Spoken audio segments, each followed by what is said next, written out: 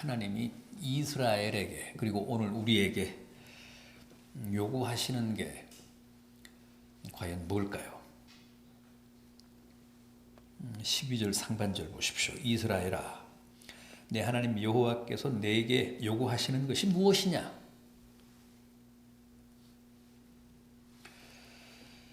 모세가 이렇게 이스라엘 백성들을 향해 묻고 스스로 대답합니다. 모세는 하나님이 당신의 택하신 백성들에게 요구하시고 당부하시고 기대하시는 게 딱 한 가지라고 합니다. 그게 뭐라고요? 하나님 사랑. 이어지는 12절 하반절 보십시오. 곧 내 하나님 여호와를 경외하여 그의 모든 도를 행하고 그를 사랑하며 마음을 다하고 뜻을 다하여 내 하나님 여호와를 섬기고, 마음을 다하고 뜻을 다하여 하나님을 사랑하라는 겁니다. 이게 뭡니까? 이게 쉐마잖아요. 신명기는 처음부터 끝까지 쉐마입니다. 하나님 사랑이 관통하고 있습니다. 이스라엘아 들으라. 너는 마음을 다하고 뜻을 다하고 힘을 다해 주 너의 하나님을 사랑하라. 이게 쉐마 아닙니까?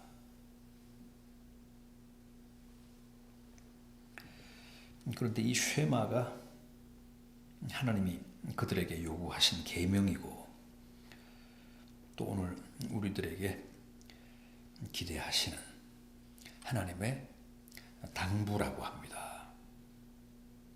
어떻게 생각하십니까? 저는 이걸 생각할 때마다 항상 불가사의합니다.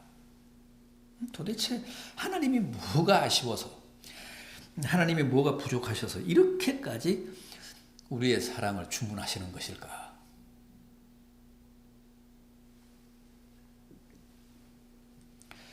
또 우리는 뭐가 그리 잘나서 하나님의 이 자기를 사랑해달라는 요구에 바르게 응답하지 못하는 것일까?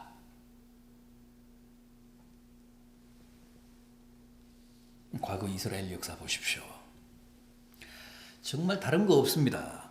하나님을 사랑할 때는 그들이 평안했고 하나님의 사랑을 배신할 때는, 그래서 우상과 노란할 때는 불행했습니다. 그게 이스라엘 역사의 흥망성쇠입니다.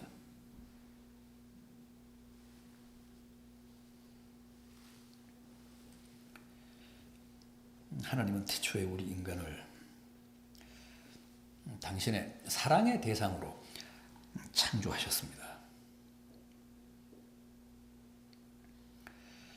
그래서 우리 인생들의 그 창조의 근본 목적이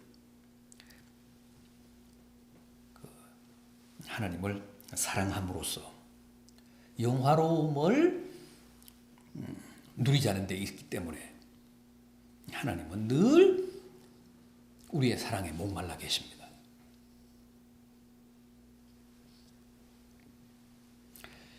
우리가 왜 결혼합니까? 서로 미워하고 증오하기 위해서 결혼합니까? 서로 사랑하기 위해서잖아요. 사랑함으로써 거기에서 기쁨을 누리고 보람을 누리며 행복하자고 결혼하는 거 아닙니까? 하나님도 꼭 같습니다. 하나님이 우리를 창조하셔서 당신의 신부로 삼으신 것은 우리의 사랑을 누리시기 위해서였습니다. 우리의 사랑을 받자는 겁니다. 우리의 사랑을 통해서 행복을 누리시자는 겁니다. 그래서 우리가 주님을 사랑하면, 하나님을 사랑하면 주님은 너무너무 만족스러워 하시고 행복해 하십니다. 우리를 창조하신 그 창조 행위의 그 목적에 맞다는 사실 때문에 안도하십니다. 그래서 우리에게 항상 쉐마를 요구하십니다. 마음을 다하고 뜻을 다하고 힘을 다해 하나님 사랑하기를 요구하시고 바라십니다.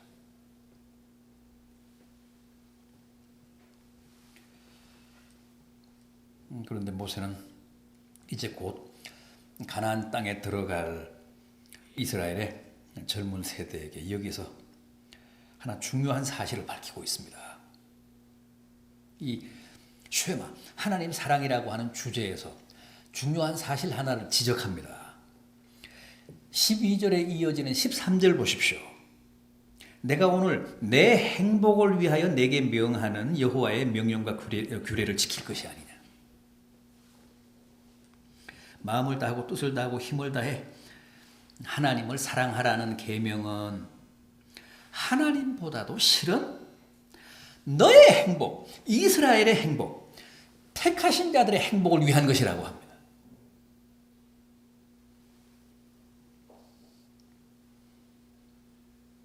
하나님 사랑이라는 계명은 하나님보다도 궁극적으로는 나의 행복을 위한 계명입니다.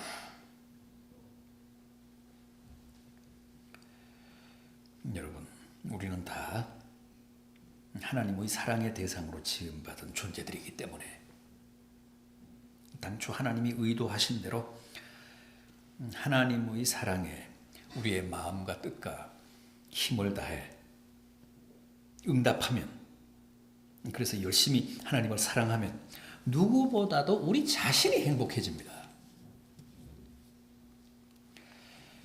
15절을 보십시오.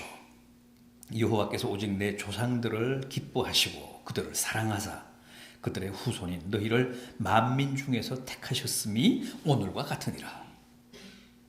여기서 말씀하는 내 조상들은 누굽니까? 아브라함과 이삭과 야곱을 말합니다. 이스라엘은 그들의 후손이잖아요.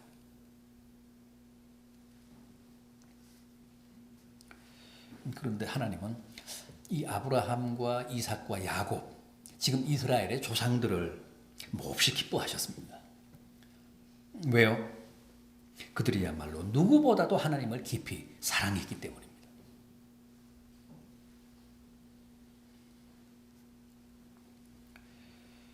그래서 하나님은 그들을 기뻐하사 그들의 하나님 사랑을 높이 평가하셔서 그들의 자손들인, 그들의 후손들인 이스라엘을 만민 중에서 택하셨다고 합니다. 그러나 아브라함과 이삭과 야곱과는 달리 그들의 후손인 이스라엘은 하나님의 기대에 미치지 못했습니다. 하나님의 기대에 바르게 부응하지 못했습니다. 아브라함과 이삭과 야곱을 통해서는 하나님이 풍성한 영광을 누리셨는데 그들의 후손인 이스라엘에게서는 그만한 사랑과 영광을 못 받으셨습니다. 그래서 늘 아쉬워하셨고 서운해하셨습니다. 그들은 툭하면 우상을 숭배함으로써 하나님의 사랑을 배신했습니다.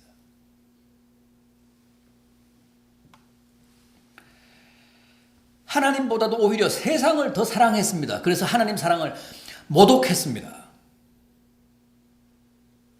그래서 하나님이 항상 진노하셨잖아요.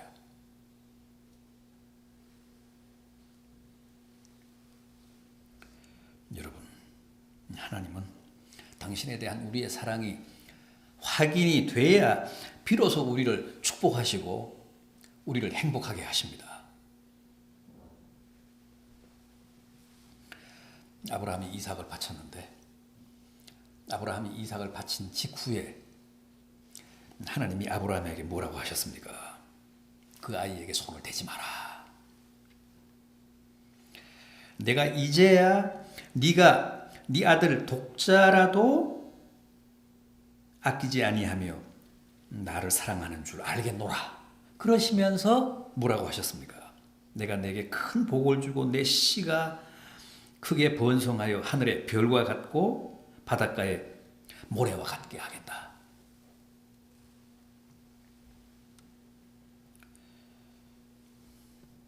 모세가 오늘 본문에서 여호와의 사랑의 계명이 실은 너희들의 행복을 위한 것이라고 해석한 말씀이 바로 그런 뜻입니다. 우리가 마음을 다하고 뜻을 다하고 힘을 다해 하나님을 사랑하면 그 사랑으로 인해 하나님이 영광을 받으시고 영화로움을 느끼시지만은, 그러나 사실은 그게 다 우리에게 복이 된다는 거예요.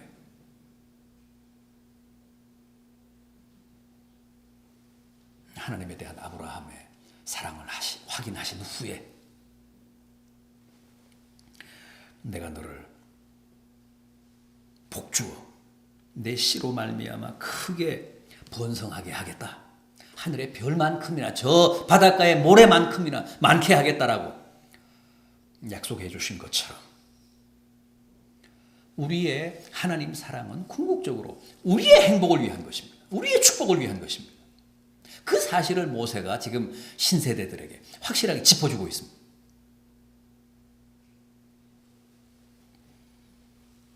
하나님이 우리의 사랑만 뚝딱 따먹고 마시는 게 아니고 우리의 사랑을 접수하시고 우리에게 놀라운 은혜와 축복을 베푸셔서 우리로 하여금 행복하게 하신다는 거예요. 그래서 율법은 쉐마는 궁극적으로 너희의 축복을 위한 것이다.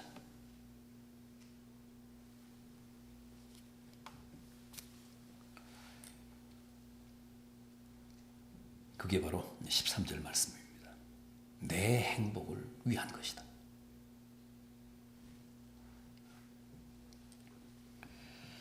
그래서 이제 어떻게 하라고 합니까? 그걸 우리가 이해를 했다면 이제 어떻게 해야 합니까? 16절 보십시오. 그러므로 너희는 마음의 할례를 받으라. 마음의 할례를 행하라. 그리고 다시는 목을 곧게 하지 말아라. 그 두 가지를 당부합니다. 마음의 할례. 무슨 뜻이죠? 할례가 뭡니까? 할례. 하나님이 명하셔서 행하신 하나님의 택하신 백성들만의 고유한 흔적 아닙니까? 표식, 스티그마. 소위 인침을 말합니다. 인침. 너는 하나님의 택하신 백성이다. 선민이다. 아브라함과 이삭과 야곱의 후손이다. 그 사실을 증명하는 하나의 물증, 몸의 흔적. 그게 할례입니다. 그래서 이스라엘 백성들은 반드시 태어난 지 7일 만에 할례를 받아야 합니다.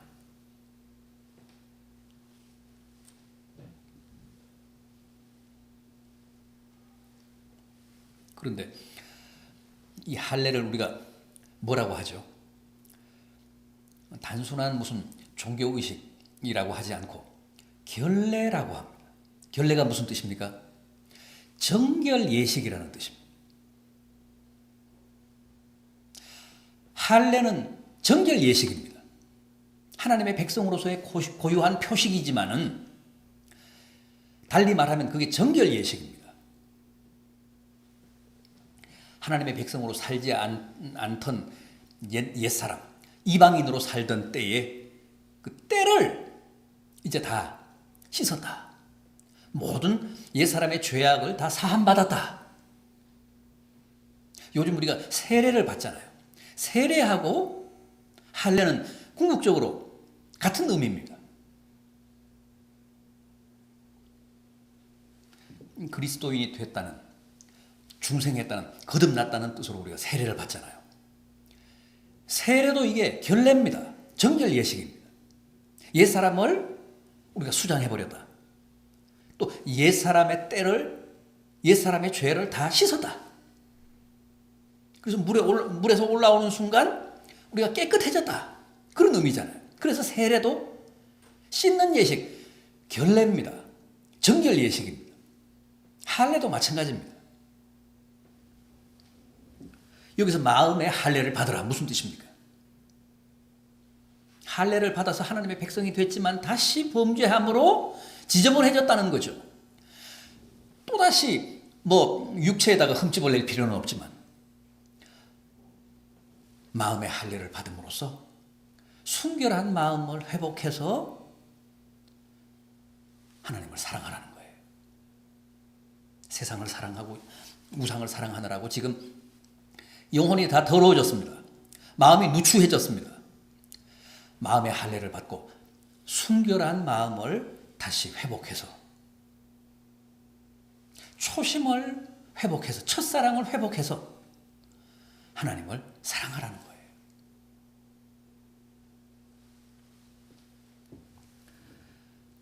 그 말이 바로 마음의 할례를 받으라는 뜻입니다.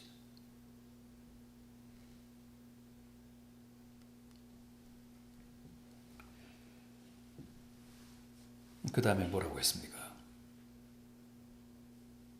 목을 곧게 하지 말라.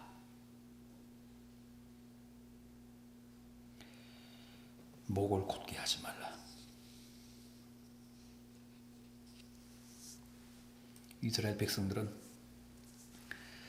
여러 차례 하나님의 사랑을 배신하고 우상을 사랑함으로 하나님의 사랑을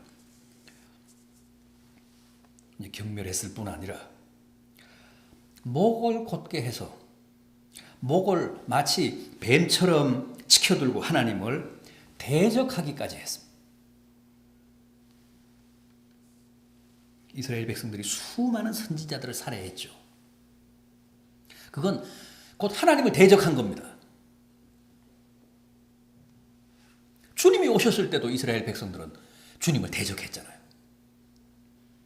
그래서 주님이 그들을 향해 이 독사의 자식들아 그랬잖아요.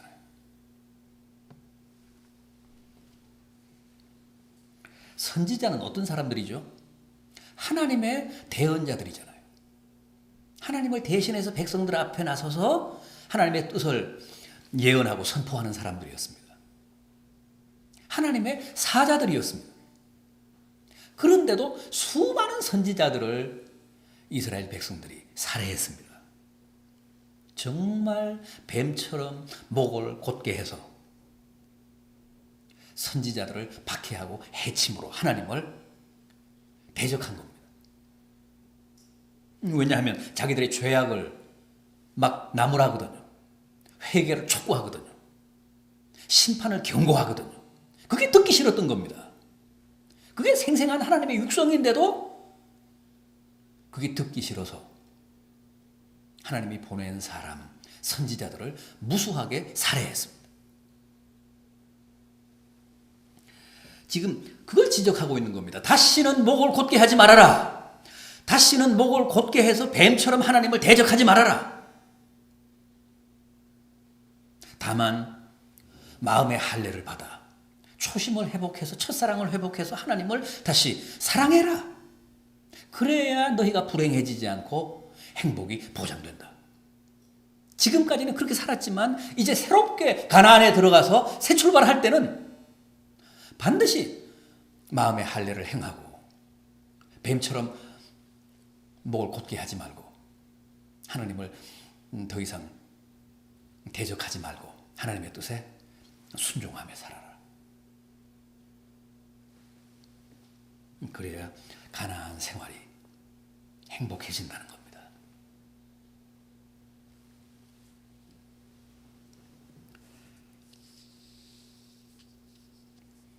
그런데 여기서 모세가 또 하나 짚고 넘어갑니다. 우리의 그 하나님 사랑이라는 것은 반드시 이웃 사랑을 통해 확인돼야 된다고 합니다. 잘 아시는 대로 모세가 받은 두 개의 십계명 돌판,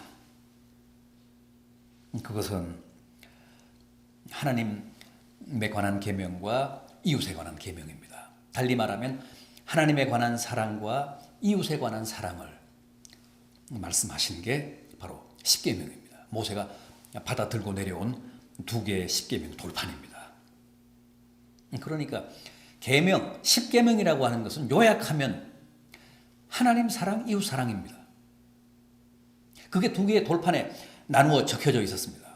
그런데 더 엄밀하게 얘기하면 하나님 사랑과 이웃 사랑은 두 개가 아니고 하나입니다. 이게 맞물려 있습니다. 하나님 사랑과 이웃 사랑은 서로 뗄래야 뗄 수 없습니다. 불가분의 관계에 있습니다. 그래서 제1계명부터 10계명까지 이어져 있잖아요. 1계명부터 4계명까지는 하나님 계명이다. 그 다음에 또 1계명부터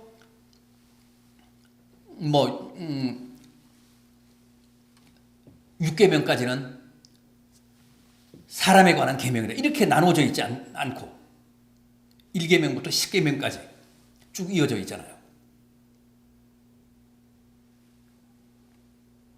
비록 돌판 두 개로 구획이 되어 있지만 엄밀하게 얘기하면 하나님에 관한 계명, 이웃에 관한 계명, 하나님에 관한 사랑, 이웃에 관한 사랑은 서로 그렇게 나눌 수 없다는 거예요. 하나님에 관한 사랑은 반드시 이웃에 관한 사랑으로 그게 증명이 되고 확인이 돼야 된다고 합니다. 그러면서 그 17절 이하 말씀이 바로 그런 뜻입니다. 19절까지 너희는 나그네를 사랑하라. 우리 하나님은 고아와 과부를 사랑하시는 분이시다. 나그네에게 떡과 옷을 주시는 분이시다. 그러므로 너희가 하나님을 사랑한다면 이웃도 사랑해야 한다. 하나님이 사랑하는 고아와 과부와 나그네라는 사회적 약자를 사랑해야 된다. 하나님을 사랑한다고 하면서 그런 하나님이 지대한 관심을 가지고 사랑하시는 이웃을 사랑하지 않는다면 그건 거짓 사랑이다. 그래서 너희는 나그네를 사랑하라. 하나님 사랑으로 출발을 했는데 너희는 나그네를 사랑하라고 합니다. 하나님 사랑이 나그네 사랑으로 나타나야 된다는 거예요. 확인이 돼야 된다고 합니다. 하나님 사랑이 나그네 사랑으로 열매를 맺어야 된다고 합니다.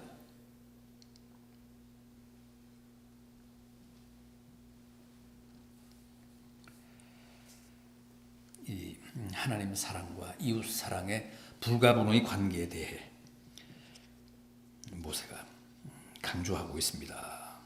우리도 이 점을 절대 놓쳐서는 안 되겠습니다. 하나님을 사랑하는 만큼 우리 주변의 사회적 약자들에 대한 관심도 가져야 합니다.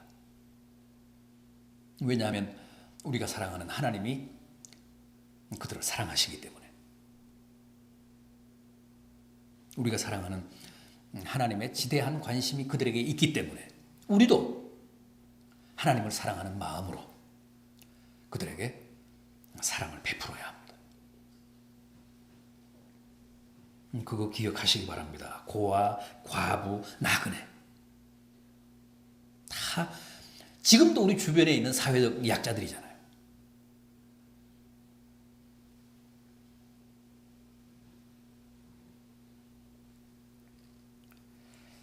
자, 우리가 이렇게 마음의 할례를 받아서 순결한 심령으로 하나님을 사랑하고 또 이웃을 사랑하면 하나님이 우리를 축복하시고 행복하게 하사 21절을 보면 너를 위해서 크고 두려운 일을 행하신다고 합니다.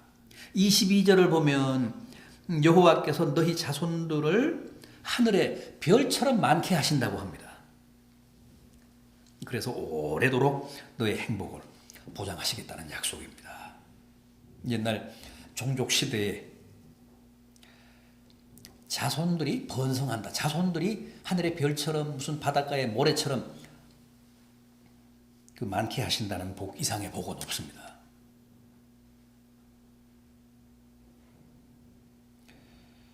부디 하나님 사랑을 실천하셔서 정말 뜻을 다하고 마음을 다하고 힘을 다해 하나님을 사랑하시고 또 이웃을 사랑하셔서 약속하신 하나님의 은혜와 축복을 누리심으로 번성하시고 또 오래 행복한 하는 삶을 누리시는 성도들 되시기를 진심으로 기원합니다. 기도하시겠습니다.